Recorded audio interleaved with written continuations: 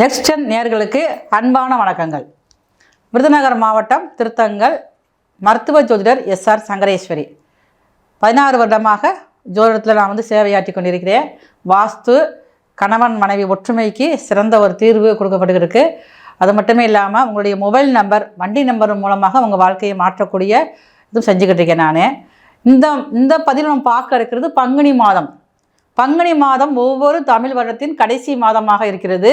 இந்த மாதத்தில் தான் அதிகமாக ஆன்மீக பரிகாரங்கள், ஆன்மீகம் சார்ந்த விஷயங்களில் கோவிலுக்கு போய் நிறைய திருவிழா நடக்கிற, தீமிதி திருவிழா, ஒவ்வொரு குளத்துலையும் தீர்த்தவாரின்னு சொல்லுவாங்க.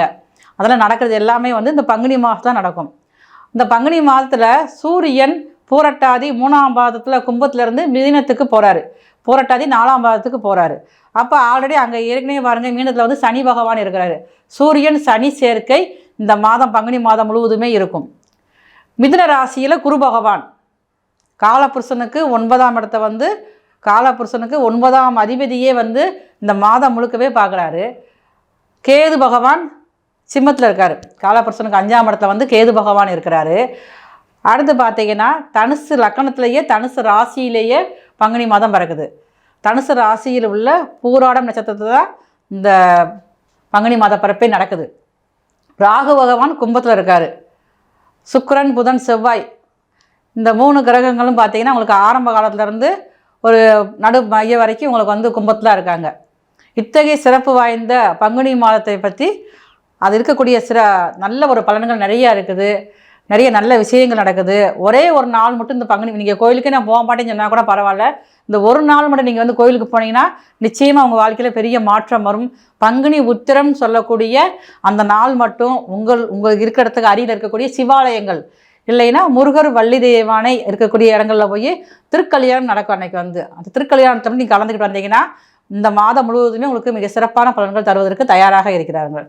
செல்வ செழிப்பாக வாழ வேண்டும் என்ற நோக்கத்தோடு உழைத்து கொண்டிருக்கும் ரிஷபராசி நேயர்களே, பொறுமைக்கும் உழைப்புக்கும் பெயர் போனவங்க நீங்கள். இந்த மாதம் பங்குனி மாதம் நமக்கு என்னதை கொடுக்க போகுது, ஏற்கனவே ஏகப்பட்ட பிரச்சனைகள் நான் இருக்கேனே அப்படின்னு சொல்லி நீங்கள் சொல்கிறது எனக்கு காதில் கேட்குது. இருந்தாலும் இந்த பங்குனி மாதம் முழுவதுமே உங்களுக்கு உழைப்புக்கு ஏற்ற, ஒரு திறமைக்கு ஏற்ற மாதிரியான ஒரு முன்னேற்றம் வருவதற்கு தயாராக இருக்குது. அதை நீங்கள் தான் தயாராகணும். எதுனாலும் சரி, உங்களுடைய சோம்பேறித்தனத்தை தூக்கி எடுத்து போட்டுட்டு நீங்கள் முன்னேறி வெளியில் வந்தீங்கன்னா உங்களால் ஜெயிக்க முடியும். இந்த மாதம் மிகப்பெரிய நல்ல ஒரு வெற்றிக்கான வழி கிடைக்கும். நிறைய பேர் உங்களுக்கு ஆலோசனை சொல்லுவாங்க. ஏன்னா உங்கள் ராசிக்கு 4ஆம் அதிபதி உங்கள் ராசிக்கு 11ஆம் இடத்துல இருக்கிறாரு. அப்போ 4ஆம் இடம்னாலே ஒரு வழிகாட்டுதல், ஒரு அறிவுரை சொல்கிறவங்க உங்களுக்கு சொல்லுவாங்க. அது உங்களுடைய தாயாகவும் இருக்கலாம். 4ஆம் இடங்கிறது தாயாரை தானே குறிக்கும். அப்போ நீங்கள் உங்களுடைய தாயாரின் ஆலோசனை ஏற்று அவங்க என்ன சொல்கிறாங்க அதுக்கேற்ற மாதிரி நீங்கள் முன்னோக்கி நீங்கள் போனீங்க அப்படின்னா உங்களுடைய வாழ்க்கை இந்த மாதத்தில் மிகவும் சிறப்பானதாக இருக்கும். இது வரைக்கும் யாருக்கெல்லாம் எனக்கு இடமே இல்லை, எனக்கு வீடே இல்லை, எனக்கு வாங்கன்னு ஒரு ஆசையாக இருக்குது, எனக்கு வயசு 40 வயசு ஆயிடுச்சு, என்னால் வாங்கவே முடியல அப்படின்னு நினச்சிங்கன்னா இந்த மாதம் அதுக்கான வாய்ப்பு உங்களுக்கு கிடைக்கும். நான் 4ஆம் அதிபதி தான் 11ஆம் இடத்துல இருக்கிறார் உங்கள் ராசிக்கு. அப்போ சூரியன் உங்கள் ராசிக்கு 11ல் இருக்கிறதுனால பங்குனி மாதம் பிறந்தவங்களுக்குள்ள எண்ணங்கள் ஓடிக்கிட்டே இருக்கும். ஏதாவது செஞ்சு நம்ம ஒரு கொஞ்சமாவது இடம் வாங்கி போடுவோம், ஒரு சென்டாவது வாங்கி போட்டால் நமக்கு ஒரு தீர்வு கிடைக்கும் அப்படிங்கிற மாதிரி எண்ணங்கள் இருக்கும். வண்டி வாங்குறதுக்கான யோகங்கள் அதிகமாக இருக்குது. காலி இடம் இல்லை கெட்டின வீடு வாங்குறதுக்கான யோகமும் உங்களுக்கு அதிகமாக இருக்குது. அப்போ இந்த மாதத்தை நீங்கள் ஒரு சிறப்பானதை நீங்கள் பயன்படுத்திக்கங்க. பொருளாதாரம் அதில் கொஞ்சம் உங்களுக்கு சிரமத்தை கொடுத்துக்கிட்டு தான் இருக்கும். அதற்குண்டான முயற்சிகள் நீங்கள் இன்னும் எடுக்கலை.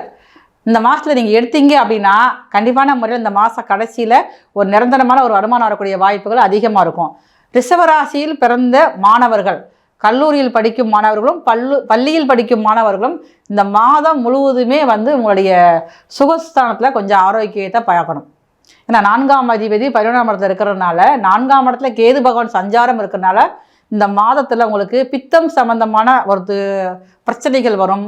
உடலில் ஹீட் அதிகமாக, சின்ன சின்ன கொப்பளங்கள் ஏற்படக்கூடிய வாய்ப்புகள் அதிகமாக இருக்கிறதுனால அதுக்கு ஏற்ற மாதிரி நீங்களுடைய உணவு முறையில் நீங்கள் தயார் பண்ணிக்கங்க. இந்த மாதத்தில் கொஞ்சம் நீங்கள் அசைவத்தை, அது குறிப்பாக பார்த்தீங்கன்னா சிக்கன் சாப்பிட்றது நீங்கள் விட்டுட்டீங்க அப்படின்னா இந்த மாதம் முழுக்கும் வேறு எதுவும் உங்களுக்கு உடல் தொந்தரவுகள் உங்களுக்கு ஏற்படாது.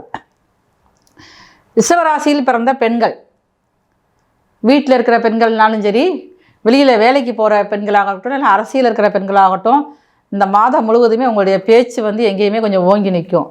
இது வரைக்கும் உங்கள் சொல்ல வந்து கேட்காதவங்க கூட வீட்லேயும் கணவராக இருந்தாலும் இல்லை மாமியாராக இருந்தாலும் உங்களுடைய குழந்தைகளாக இருந்தாலுமே இந்த மாதத்தில் நீங்கள் என்ன சொன்னாலும் இது வரைக்கும் கேட்டிருக்க மாட்டாங்க. அப்போ இந்த மாதத்தில் வந்து ஏதோ ஒரு விஷயம் நீங்கள் சொல்கிறதுல ஒரு கருத்துக்குன்னு உங்கள் சொல்கிறத காது கொடுத்து கேட்கக்கூடிய அமைப்புகள் வந்து இந்த மாதத்தில் இருக்குது. வேலை பார்க்குறவங்களுக்கு அதே மாதிரி அப்படி தான். வெளியிடங்களில் மேலதிகாரி, சக நண்பர்கள், சக கூட்டாளிகள் இவங்க எல்லாருமே வந்து உங்களுக்கு ஒரு மதிப்பு ஒரு மரியாதை கொடுப்பாங்க. உங்களுடைய கருத்துக்கள் ஒரு முக்கியத்துவம் கொடுக்கக்கூடிய வாய்ப்புகள் வந்து அதிகமாக இருக்குது.